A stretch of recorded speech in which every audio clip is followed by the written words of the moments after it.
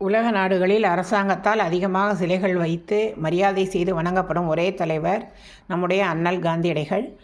ஒரு நாட்டின் போராட்டத்தை வழிநடத்தும் தலைவன்தான் அந்த நாட்டினுடைய தலைவனாக வருவான். ஆனால் காந்தியடிகள் இந்தியா சுதந்திரம் பெற்று செங்கோட்டையில் கொடியேற்றும் போது மதக்கலவரத்தால் சிதறுண்டு கிடந்த வங்காளத்தில் பயணம் செய்தார். நவகாளி யாத்திரைன்னு சொல்லுவாங்க. அதனால தான் அவரை நம்ம மகாத்மா அப்படின்னு சொல்கிறோம். காந்தியடிகளை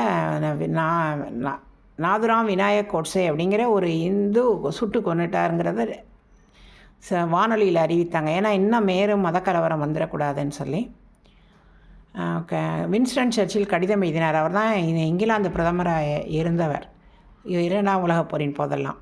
அவர் கடிதம் எழுதினார். எங்களுடைய நேரடி எதிரியாக இருந்த காந்தியடிகளை நாங்கள் ஒன்றுமே செய்யவில்லை ஆங்கிலேய ஆதிபத்தியம். ஆனால் சுதந்திர இந்தியாவில் 6 மாதத்தில் அவரை சுட்டு கொன்று விட்டீர்கள்னு. உண்மையாக ஆணித்தரமாக மூஞ்சியில் அடித்த மாதிரி அவர் சொன்னார். அது முற்றிலும் உண்மை.